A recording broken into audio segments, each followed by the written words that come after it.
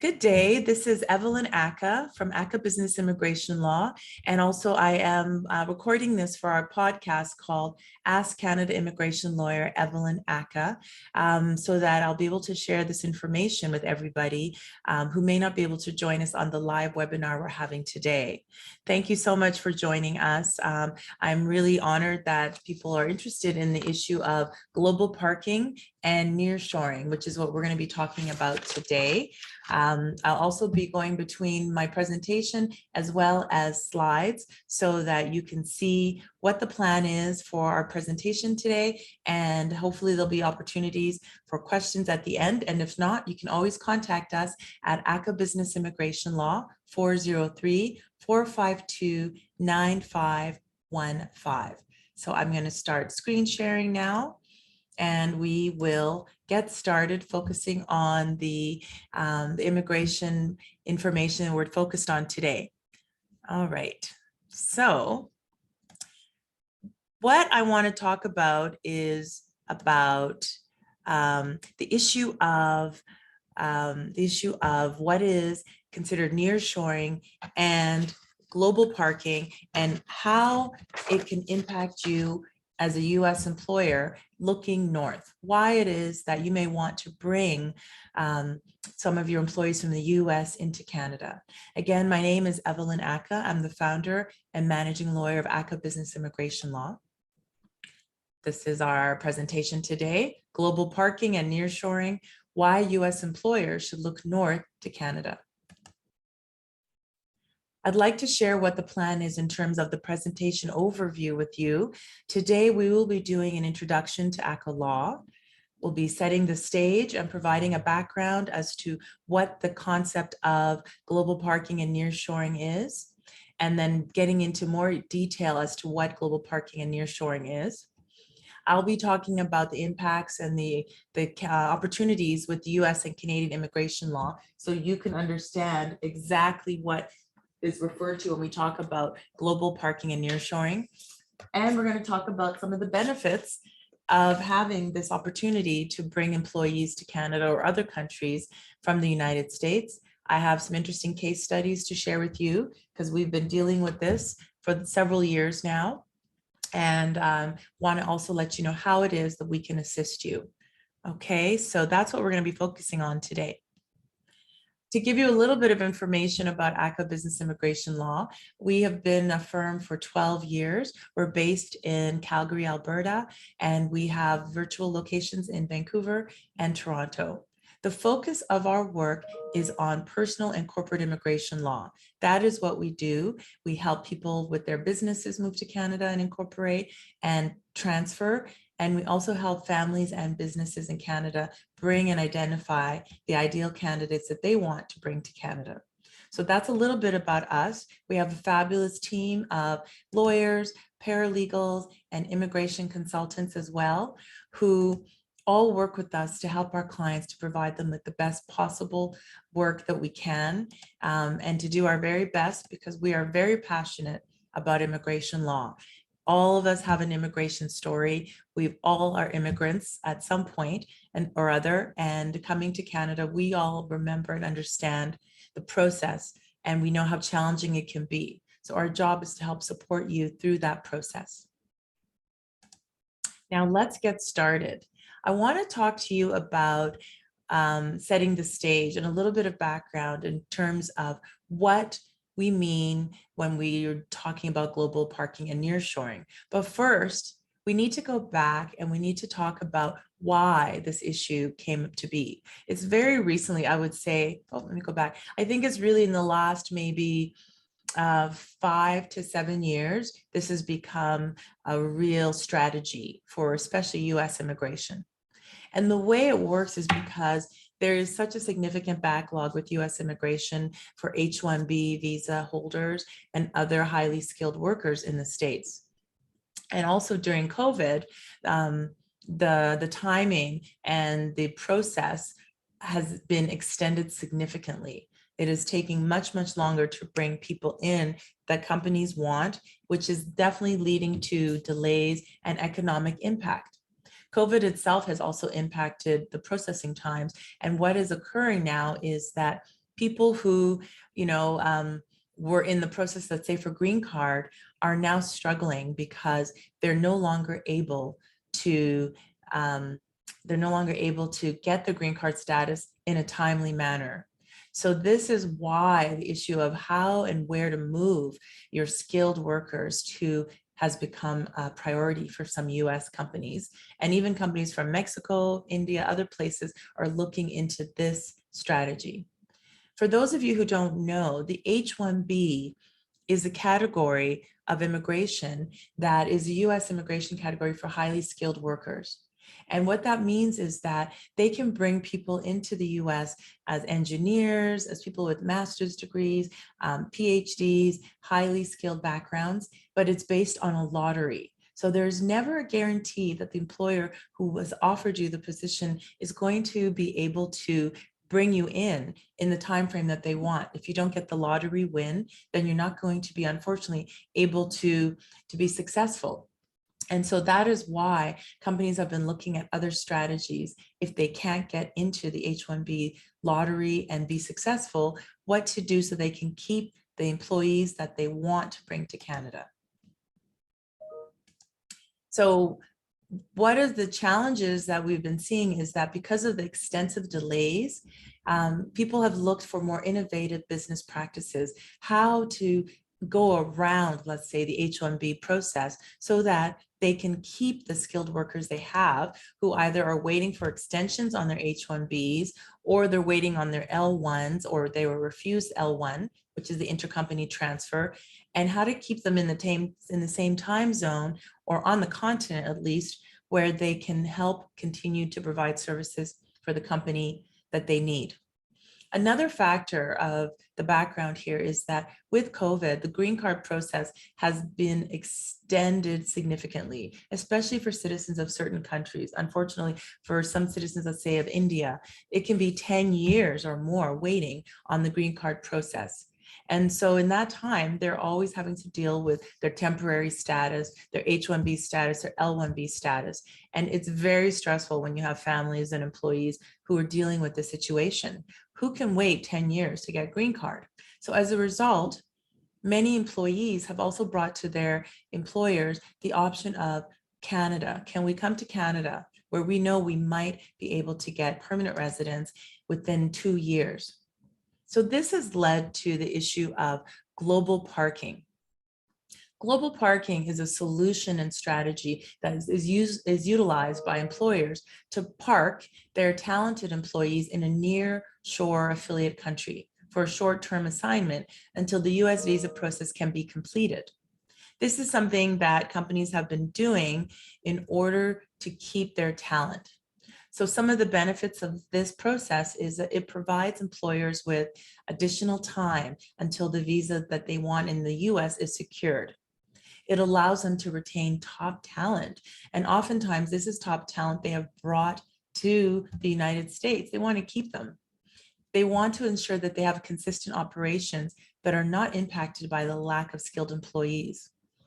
Often moving to Canada means that there's a similar culture and a language, and their foreign workers in the US are already used to, so it makes the transition for them much easier and much smoother. Of course, if you're in the US as a business owner, you have a favorable exchange rate coming to Canada versus some other countries because they get more money, more value for their buck. And one of the big ones we hear from companies is because of the geographic proximity and time zones. It makes a big difference so they can keep working with their team even if they're working from another country. So oftentimes people in Silicon Valley, they will move their employees to Canada and work in BC, British Columbia, or Vancouver, let's say. Or if they're on the East Coast, they'll move them to Toronto so that they maintain that they're still in the same time zone while they are continuing to work from another country, while they're also getting their status in another country. These are some of the considerations of the global parking phenomenon. Another issue we're going to talk about today is nearshoring. And this is sometimes also called near sourcing. It's where a business moves its operations to a nearby country from one of greater distance. So for instance, nearshoring is a term that came out of the practice of offshoring, which is when companies move their product manufactured to a lower cost region than that of their native country. So nearshoring can be in a case of, let's say, an American company moving operations to Mexico. It's close, and it also is a lower cost region. So that's one of the examples. But they can also move them to Canada. Because of the dollar difference between the Canadian and US dollar, it will still be lower cost region for them to bring some of their operations into Canada under the nearshoring strategy, because they're going to be saving money, paying employees in Canada a lower salary based on the US Canadian dollar. If a company decides to nearshore, it provides employers with flexibility. They get to maintain corporate culture because they're either on the same continent, so there's certain things that they can continue. They can attract and retain best talent. So if they're in Canada, for instance, they can attract great talent. And the same with Mexico if they end up moving operations there. At least for Canada, and even in Mexico to a certain extent, there's a similar culture and language, and also favorable exchange rate. So these are the factors that impact why a company would want to nearshore or near source their business operations to a nearby country. So we're going to talk a little bit now about how nearshoring and global parking are impacted by US and Canadian law. Employees in the US can park their highly skilled employees in Canada until they can qualify for the US visa category that they're looking for, such as an intra-company transfer, the L1 visa, or the H1B visa, which is the lottery visa. If they can get it secured, then they can bring the person that they've brought to Canada into the United States, and then they're able to continue working for the same company. They don't lose that great talent that they've already hired. If the US employer has a parent company, a branch, office, subsidiary, or affiliate company in Canada, the applicant may qualify for Canadian work permit for the necessary period of time needed. So this really allows people and companies to have some flexibility as to how to bring people to Canada. So just want to talk about the law as it relates to intercompany transfer. The way that you're able to bring somebody, let's say, who's in the United States on an H-1B that's expiring, is they've worked for the US company for at least 12 months. You're able to bring them to Canada because they're able to transfer to the Canadian entity. And many companies, if they don't have a Canadian entity yet, they're able to move them into Canada by way of establishing a Canadian entity first. So we help at Ackah Law with incorporating you, your company, so that you can move that company to Canada and move that employee. And in Canada, our category is just called the intercompany transfer.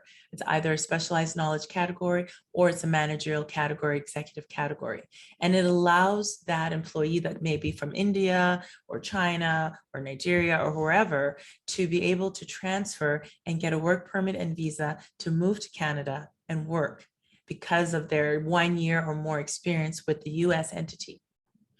Let's say that I'll talk about some of the case studies shortly, but the other option for this category is the L1B. So let's say that somebody is an L1B, which is the specialized knowledge worker category. They can also move to Canada under that category, and they can get up to 3 years initially on a work permit that is then renewable, up to 5 years for those that are intra-company specialized knowledge workers, and up to 7 years for those that are executive managerial. Obviously, the intention behind the global nearshoring and the parking is that you don't want to have them be in the country that long. But literally, if they're in Canada for 2-3 years, they could become permanent residents of Canada and then choose to move back to the United States. So these are all interesting concepts for you to think about. So in terms of our next slide, what are the benefits of parking employees in Canada? I mean, there's so many, and as I said, we've been seeing a significant rise in this strategy. There are more options for alternative work visas and permanent resident streams in Canada. In Canada, becoming a permanent resident can be done after 12 months of full-time employment for a Canadian entity, and then it might take in total 2 to 2.5 years, and you can become a permanent resident. Whereas in the United States, it's a 10-year process for some people, and some people may not even have the option at all, which is really frustrating and discouraging when you've been working and contributing to the US economy and the business in the US to not have the option to become a permanent resident. Canada allows that, subject to getting into Canada successfully. The other option or the benefit of parking employees in Canada is it allows you to keep that great talent and keep operations moving smoothly. There's not a disconnect or a disruption in the operations of the company. For instance, if somebody had to be sent back to their home country, if they were back in India or Pakistan or Nigeria or the UK or Australia, wherever they came from, if we had to send them back because they did not have any more status to work in the US, it would be very disruptive to the organization. There, again, I've already mentioned there's a location and linguistic proximity. So the fact that everybody's speaking English, it makes business easier to do. And the time zones and culture are all real important aspects to consider when you're looking to do a parking or a nearshoring of one of your employees. I wanted to talk about some case studies so that I can make this more tangible to all of you that are going to be listening to this and participating in the webinar and the podcast. So one of the examples I have is of a Silicon Valley software engineer. This is because they started, I would say, this whole concept of nearshoring because it was out of the need of H-1B workers in the US, number of software engineers, high-tech employees that had come from other countries on H-1Bs. And they were having struggles with either getting renewals of the H-1Bs or they weren't moving fast enough to the green card process. And so companies started reaching out to say, we actually have a Canadian operation. Why don't we go and park them in Canada for a year or two while we sort out this H-1B situation? And so we've been helping clients with this for a number of years where they bring their employees to Canada and they continue working, continue in the same job. They just have relocated themselves and their family to Canada. It's becoming a very common strategy. And the goal is sometimes to come in, if you're into Canada, if you're running out of time while you're waiting on an extension, it could be just for 3 months or 4 months. Or it could be you've capped out and you don't have any more time under your visa and you're not yet a green card holder. So let's take you to Canada and park you there, leave you for 2 or 3 years. And hopefully when your green card is approved, you can come back to Canada. And as I said before, in that time, people are almost always able to obtain as well Canadian permanent resident status, which is a really great thing for them to have the option. Another one of the case studies I want to talk about is about a student that was on OPT after their US education. So for those who don't know what that means, OPT is the category of being able to work in your field that you studied after you finish university in the US, and it's usually for a year to 18 months. So we have a client who has hired a wonderful student while they were in school and then has offered them OPT and they worked for a year. But they did not have success in the first effort to reach the H-1B visa for that employee. And so unfortunately, the OPT is running out and they still want to keep the employee rather than send him all the way back to where he came from. I believe this one is from Cambodia. And so we are working on, what we had to do was incorporate a related Canadian entity for them. And they chose to incorporate in British Columbia, which is often the case because it's one of the few provinces until very recently that you could incorporate without needing a Canadian director. And then we're going to be transferring that employee to Canada, likely to work in Vancouver, so they can stay on the same time zone as their employer, while they try again for the H-1B for another year. The lottery will be happening next February, and they hope they'll get in that time and they'll be able to bring the employee back to Canada. Or sorry, back to the United States. And so this is a case where the person had that 1 year, so they're able to come to Canada under what's called the intra-company transfer category. So that's something that's also regularly done. Another option is the startup, company, the executive that did not get the green card in the US and had to return to New Zealand. And yet they're the president of the company. So they reached out to us after the president had to leave the US while waiting on the green card processing to say, what can we do? And so again, we have incorporated a related entity, and we are going to be transferring that executive to Canada so she can continue working as president of the company that's based in the US from a time zone that is more in line with the rest of the business. So this is really what we do, and what we can assist companies with is how best to bring people to Canada. But what about the case of an employee that has not been with the US entity for at least 1 year, which would then allow for that intercompany transfer? For cases like this, we in Canada have options under what's called the Labor Market Impact Assessment, LMIA. And this category is what happens when the Canadian end of that company would sponsor the foreign worker from the US under labor market process to say, we can't find anybody with this experience and background in Canada. We want this person here, we need to bring them. And so we'd like to get the LMIA. And even though they've only been with the company for 6 months, we see the value they're bringing, and let's get the work permit. So that's another one of the categories in Canada that is permissible for people who don't have 12 months of experience with a US entity. They can still come to Canada and be nearshored or globally parked once they get the LMIA confirmation approval and a work permit to work in Canada.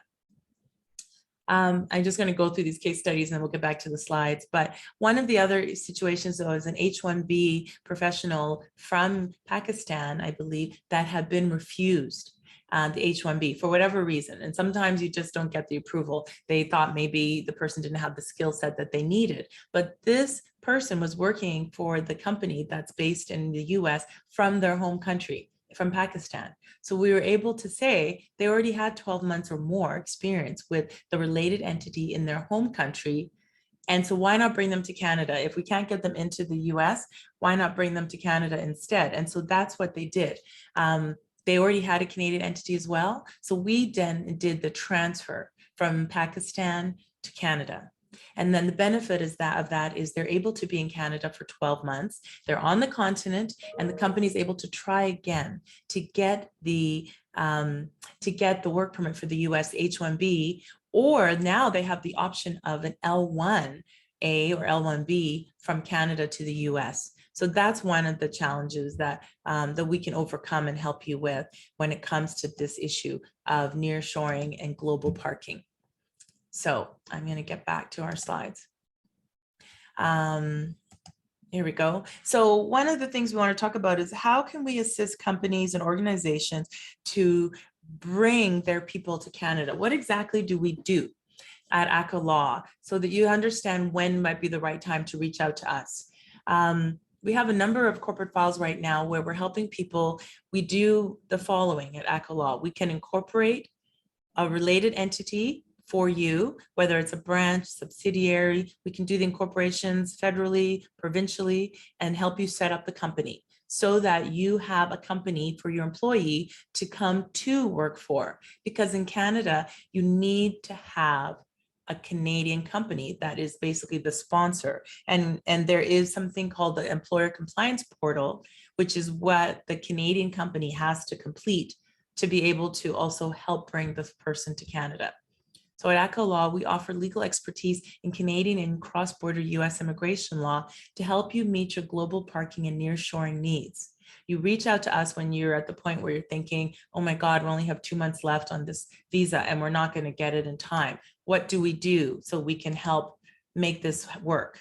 We provide full service support to get work permits in Canada, as we mentioned before. And we also have US attorneys on our staff as counsel who can help provide an even longer term strategy. So it's not just the work permit for the worker and also the family that's accompanying if they are. We can also help the spouse that's coming get an open spousal work permit. Kids can go to school. We can help with the Canadian permanent residence as well. While they're in Canada, you might as well, in my mind, qualify yourself for permanent residence. So that way you have the options. If it never happens in the US, you always know you have the Canadian permanent residence status, so long as you've met the residency requirement. Okay, next. So how can Ackah Law assist you further? Just to give you an overview, we provide flat rate pricing, 24/7, 365 global support for our clients when they're traveling, proactive legal solutions, integrity, commitment, and more than 60 years of combined experience in immigration law. So this is really all we do, and we love what we do.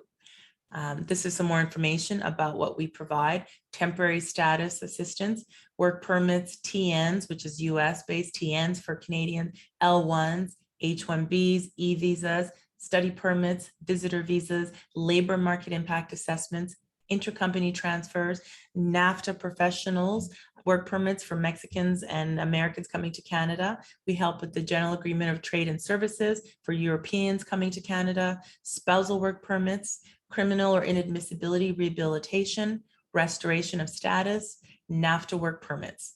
We also help with the permanent status for express entry permanent residents, live-in caregiver programs, provincial nominee programs, citizenship, green card, and US citizenship. So those are the things that we provide here at Ackah Business Immigration Law. I'm hoping that this information that I shared with you today has been useful. For those that are corporate clients of ours and corporate people that are considering what to do if they're stuck, you need to know that you do have options. And it's important to reach out with as much time as possible so that you can talk to us or another lawyer to make sure that you can put in place all the things you need so that you can have a successful nearshoring or global parking experience. And we can assist as well, because one of the aspects of helping when it's a new company is even how to set up things like benefits, payroll, taxes. Ackah Law can help you with that. There are some companies we work with that are partners that help us with, it's called professional employer organizations. They can help you with benefits and employee setup, payroll, taxes, all of that can be done so that if you don't have the infrastructure or you don't have a team yet in Canada, you don't need to worry, because of course the US laws and Canadian laws of employment are very different. And so you will be supported here if you need any further assistance. I'd like to thank you so much for participating and joining me on this webinar, as well as the Ask Canada Immigration Lawyer Evelyn Ackah podcast. If you have any questions at all, you know that you can contact us through our website, ackahlaw.com, or through our phone. Give us a call, 403-452-9515. Thank you so much for your time today. Have a great day, and we look forward to helping you cross borders seamlessly. Take care. Bye-bye.